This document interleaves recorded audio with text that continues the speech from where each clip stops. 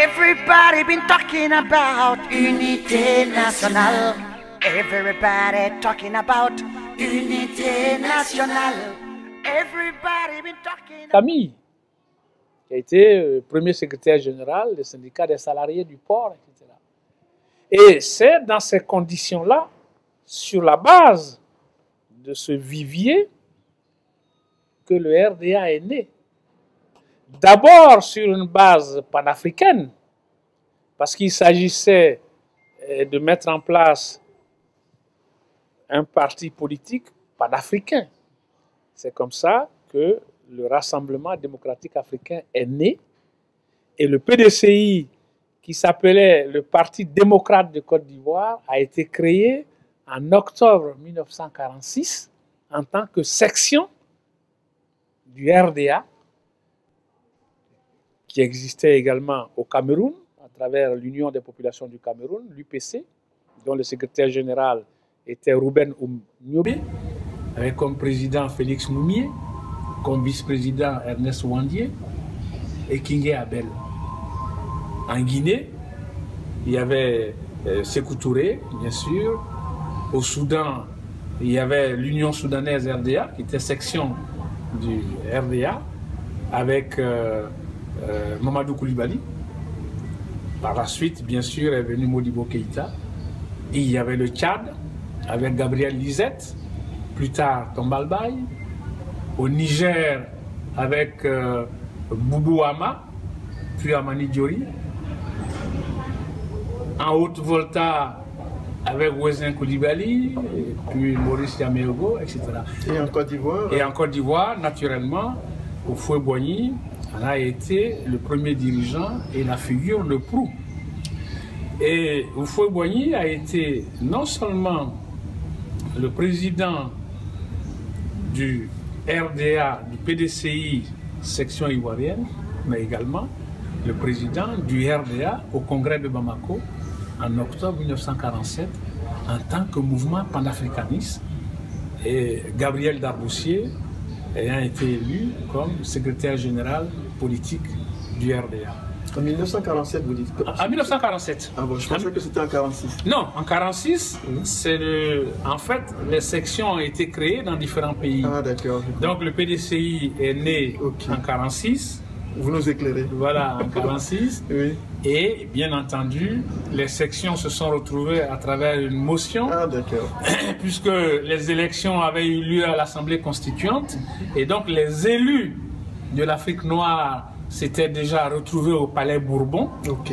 Et c'est à travers ces élus que l'idée a été émise de mettre en place la grosse structure qui va coiffer, qui était en fait une fédération. Et une fédération se met en place à partir d'organisations de base. Voilà comment le président Houphouët-Boigny est donc devenu président donc, du RDA, Mouvement panafricaniste. Alors, la leçon que je voudrais tirer à ce niveau-là, c'est que parallèlement, par la suite, d'autres partis se sont créés. Le bloc ébionéen, les indépendants d'outre-mer, etc. Il y avait en tout 5 partis politiques, dont quelqu'un comme Étienne Dioma, qui avait démissionné du RDA, qui avait créé son propre parti. Et vous avez entendu parler des événements du 6 février 1949, avec Étienne Dioma, et puis avec le père de Guillot, Augustin Guillot. Alors, donc, si vous voulez, pendant cette période, il y avait des Français qui vivaient en Côte d'Ivoire et qui étaient membres de ces différents partis. Donc, le multipartisme existait en Côte d'Ivoire. Mais là, on était à l'époque coloniale. On était à l'époque coloniale. Et ce multipartisme a perduré jusqu'en 1959-1960.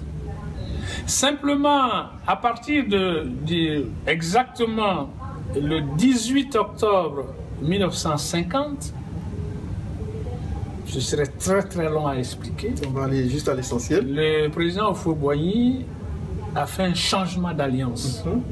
C'est ce qu'on a appelé le désapparentement. Parce qu'il ne faut pas oublier que le parti qui était fort à l'époque en métropole, en France, c'était le Parti communiste, qui a beaucoup aidé à l'éclosion du RDA. C'était un mouvement anticolonialiste qui a aidé le RDA par tous les moyens, aussi bien en Côte d'Ivoire que sur le plan international, etc. Et donc, les élus de nos différents États africains étaient apparentés au groupe communiste à l'Assemblée nationale. C'est d'ailleurs ces gens-là qui ont aidé le président Houphouët-Boigny à faire abolir la fameuse loi sur les travaux forcés. Et donc, il y a eu beaucoup de pression sur Houphouët, accusé de communiste, etc. On a essayé d'utiliser les autres partis africains, etc. Et d'ailleurs, ça a créé une césure entre le secrétaire général du RDA de l'époque, qui était Gabriel Darboussier, et le président Houphouët, qui en était le président. Et le 18 octobre 1980, le PDCI, le RDA, a pris une résolution pour se désapparenter du Parti communiste en disant qu'il s'agissait d'un repli tactique. Et c'est comme ça qu'a commencé l'apparentement du RDA avec l'USDR, qui était un parti de droite centriste. À l'époque, c'était René Pleven, qui était un élu de la Bretagne. Alors, la leçon simplement que je voudrais en tirer pour l'avenir, je crois que c'est ça qui est important. C'est ça qui est important, oui. Parce que, bon, là, moi, je ne suis pas là pour faire preuve d'historien. Je ne suis pas un historien, je suis un homme politique. Ce que j'en retire, c'est que ce multipartisme a perduré jusqu'en 1960. Et d'ailleurs, la première constitution de la Côte d'Ivoire reconnaissait le multipartisme. Et qu'est-ce qui s'est passé pour qu'en 1960, où on partait à l'indépendance, il n'y a plus d'autres partis que le PDC? Et bien sûr, parce que d'une part, Houphouët a fait des propositions aux autres partis politiques. Kakua Oulou, qui a été le numéro 2 du Parti des indépendants d'Outre-mer de Sékou Sanogo, est devenu ministre des Travaux publics, je crois, du Fouet à l'époque, etc. Mais tout cela a été fait, mais tout en préservant la loi. Puisque l'article 7 de la Constitution de 1960 disposait qu'il y avait plusieurs partis. Mais en même temps, on empêchait qui que ce soit d'avoir un parti politique. Moi, par exemple, j'ai été arrêté dans les années 70 par le président Houphouët-Boigny et j'avais été accusé d'avoir créé un parti communiste. Alors que la Constitution était pluraliste. Alors que le règlement de l'Assemblée nationale, en l'article 9, prévoyait le multipartisme. C'est cet artifice que nous avons utilisé. Et bien sûr, la justification qui était donnée à l'époque, c'était que les populations devaient rester unies. Et d'ailleurs, dans le cas de la Côte d'Ivoire, c'était totalement faux. Parce qu'on prétendait que le pluralisme amènerait le tribalisme, etc., etc. Alors que dans le cas précis de la Côte d'Ivoire, il faut le savoir, le bastion du RDA et du PDCI, c'était d'abord le nord, ensuite l'ouest. Ce n'est pas un fait du hasard d'ailleurs que Houphouët ait été élu à Korogo comme député pour la première fois. Parce que les populations du centre... Et vous avez même dit que Sékou Sanogo n'avait pas été élu par ses parents et qui avait préféré à l'époque le président Houphouët. Sékou Sanogo était d'abord RDA. Il était du PDCI. Il en est membre fondateur. C'est lui et feu mon père qui ont installé les sections du PDCI-RDA dans toutes les régions du Nord, à Korogo, à Odiéné, etc. Par la suite, pour des raisons que je n'évoquerai pas ici, Sékou Sanogo a dû prendre ses distances. Je crois que ce n'est pas le lieu d'en parler. Mais en tout état de cause, ce qui est important à retenir, c'est que lorsque Sékou Sanogo, et ça vous pouvez le retrouver dans les rapports d'Amas, lorsque Sékou Sanogo avait décidé de quitter le RDA, Houphouët a fait beaucoup de démarches pour l'en empêcher. Parce qu'il estimait que la base principale du RDA, c'était le Nord. Et pour lui, le départ de Sékou Sandogo signifiait la perte du Nord. Vous comprenez? Oui. Sékou Sandogo est quand même parti, mais les populations du Nord, dans leur grande majorité, sont restés fidèles au PDCI et à Houphouët-Boigny. Donc, on ne peut pas dire, et je crois que ça, dans l'histoire de la Côte d'Ivoire, c'est très important. On ne peut pas venir faire croire qu'en Côte d'Ivoire, les gens, c'est du tribalisme, etc. Non, il y a que dans ces dernières années, des hommes politiques ont essayé d'utiliser l'arme tribale et ethnocentrique dans leurs propres intérêts. Professeur, je voudrais que vous nous parliez un peu de vos relations. Quelles étaient vos relations avec Laurent Gbagbo, avec Francis Vaudier et bien d'autres intellectuels, Bernard Zadie-Zaourou? Oui, Laurent Gbagbo était d'abord un camarade, un ami depuis des décennies. D'abord au lycée, nous étions à l'UNESI ensemble. Dans le mouvement étudiant, nous étions du même côté, puisque nous étions les leaders du mouvement étudiantin progressiste, d'abord au sein de l'UNESI et moi-même par la suite au sein de la Fédération des étudiants d'Afrique noire en France, dans le cadre panafricain. Et donc, nous avons d'abord travaillé dans la clandestinité parce que nous étions convaincus. Et le discours d'ailleurs que nous tenions, c'était de dire que la Côte d'Ivoire n'est pas un pays où l'ethnie, j'ai des documents que nous avons signés, des documents très très importants, où nous avons démontré qu'en Côte d'Ivoire, le tribalisme, l'ethnocentrisme ne pouvaient pas prospérer. Et nous nous sommes battus pour la démocratie parce que nous avons estimé que seule la démocratie pouvait permettre à nos pays d'aller vers le développement. Parce que de 1960 à 1990, la stratégie des partis uniques a échoué. On n'a obtenu ni la stabilité, ni le développement.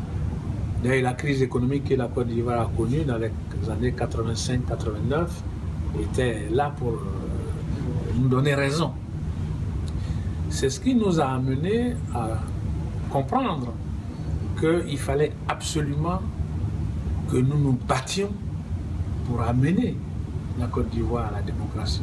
Mais en même temps, nous renoncions à toute prise du pouvoir par les armes, c'est-à-dire à la révolution violente. C'est ce que nous avons appelé la transition pacifique à la démocratie.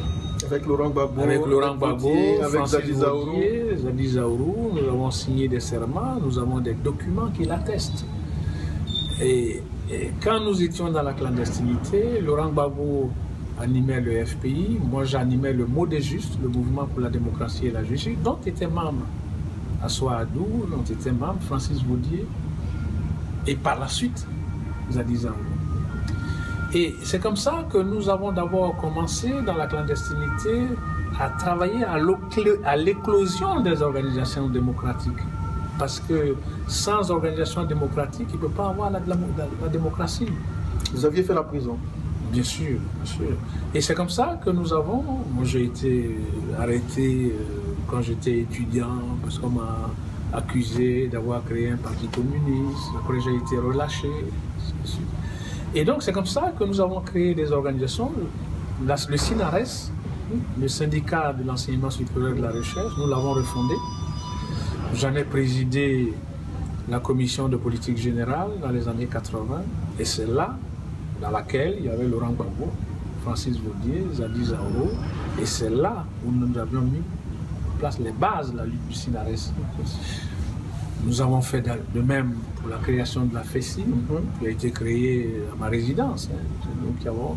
Avec Aipo Martial et Martial, Tou Henry. Est-ce que nous avons réussi ici à Aipo Martial à ces... Tout à fait, ce sont mes jeunes, tous ceux qui ont ensuite Blé Guiraou, tous ces jeunes-là, c'est nous qui les avons éduqués, encadrés. Politiquement, idéologiquement. Ensuite, Soro Guillaume fait partie de la troisième génération. S'il est arrivé après Blé Guiraou. Ces jeunes, nous les avons aidés, financés, éduqués, encadrés dans le cadre de la lutte pour la démocratie. Nous avons fait de même pour le SYNACASI, le syndicat des cadres supérieurs de la santé, dont j'ai présidé le congrès constitutif en 1980. Et j'en ai été le premier président du conseil d'administration. Je l'ai créé avec Assoa Adou, professeur Ndori Raymond, etc. Syndicat qui continue aujourd'hui. Oui. La LIDO, c'est nous qui avons créé la LIDO. Et tout dernièrement, le MIDH a été créé pratiquement à ma résidence, par mon secrétariat de but en blanc. J'en ai pour participer à la lutte pour la démocratie, parce qu'il faut qu'il y ait la société civile, etc., etc.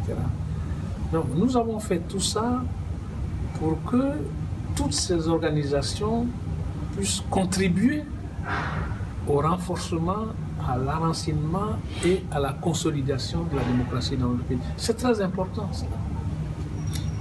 Professeur, comment avez-vous connu le président actuel, Alassane Ouattara, à l'époque qui a été Premier ministre du président Félix Houphouët-Boigny? C'est une longue histoire. Mais on va aller à l'essentiel. D'abord, le président Ouattara, j'ai des relations personnelles, familiales, et ensuite des relations politiques. Sur le plan familial, le président Ouattara est le demi-frère de mon cousin. Vous le connaissiez avant qu'il ne soit Premier ministre? Absolument. Le président Ouattara, nous nous connaissons depuis les années 1970. Okay. Et le président Ouattara est le demi-frère de Boubacar Diaby Ouattara, qui est mon cousin du côté maternel de Samatéguila. Oui.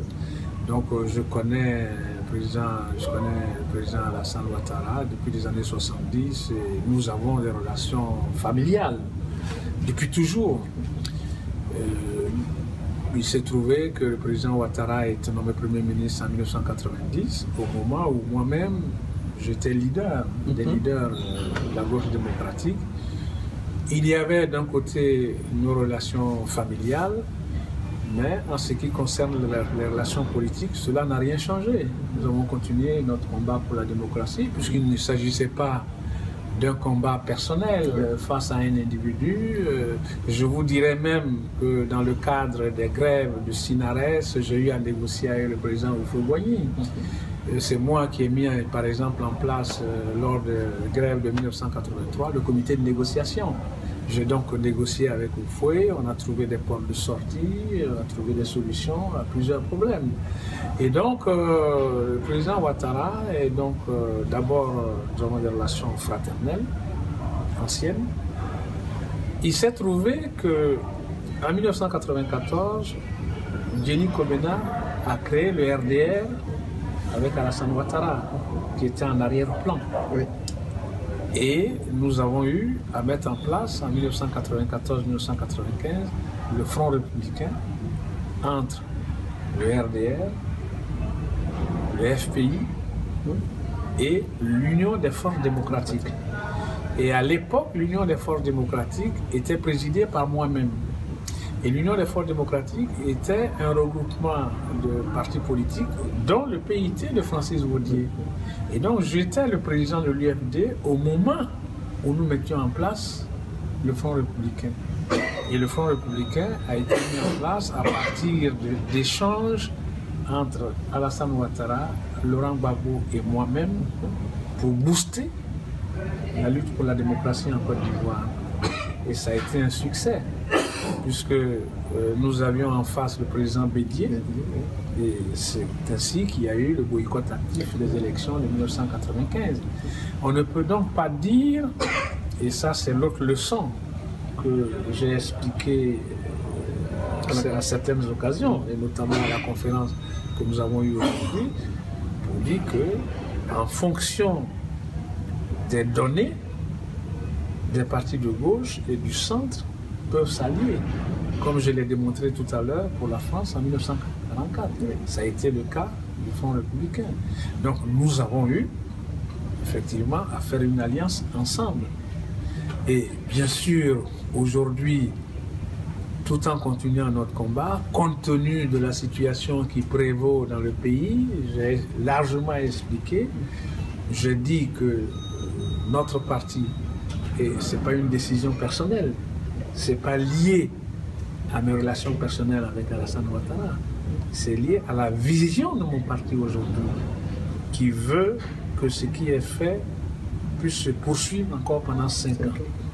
Et c'est pour ça que notre parti au Congrès a décidé de soutenir Alassane Ouattara. Je veux qu'on sache que les deux aspects sont tout à fait différents. Okay. Je voudrais qu'on revienne sur un pan de l'histoire de notre pays qui a fait beaucoup mal. Qu'est-ce que vous en pensez? On a parlé à un certain moment de notre histoire de l'ivoirité. Oui, nous avons pris notre place dans le combat contre l'ivoirité. Bon, bien sûr, il ne s'agit pas de venir ressasser les choses du passé. On parle de l'histoire, on veut bien sûr, l'histoire est un témoignage, comme le disait le président Félix Houphouët-Boigny. Bien sûr, bien sûr. Et en fait, tout ça a commencé à partir de 1990, dans les guerres, enfin, dans les luttes pour la succession du président Houphouët-Boigny. Un groupe a pensé qu'il fallait éliminer un autre groupe. Et c'est comme ça qu'est née l'histoire de l'ivoirité, qu'on nous a présenté à un moment donné comme ayant été un concept culturel. En tout état de cause, cela a donné des résultats très graves, puisque au nom de cette idéologie, les ressortissants du Nord ont été... Il y a eu une véritable chasse aux sorcières que nous avons tous vécu. Cela s'est traduit par la suite par la manipulation de la Constitution, dont j'ai expliqué que la Commission constitutionnelle avait décidé que la Constitution puisse refléter notre code de la nationalité. Mais comme il s'agissait d'éliminer un homme et d'éliminer un groupe ethnique, les gens ont continué dans la bêtise. Everybody been talking about unité nationale. Everybody talking about unité nationale. Everybody been talking about unité nationale. Everybody talking about unité nationale.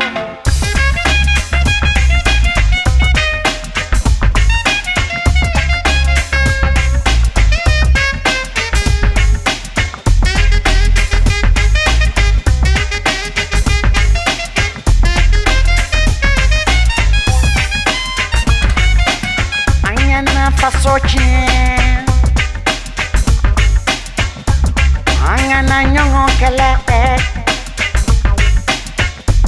Angana nyongo jaraki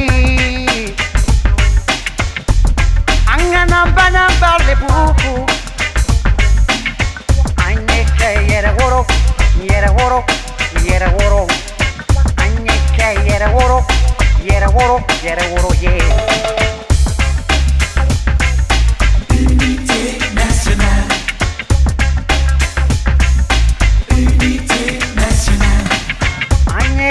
Héritage préservé. Héritage préservé. Agna, héritage préservé. Héritage préservé.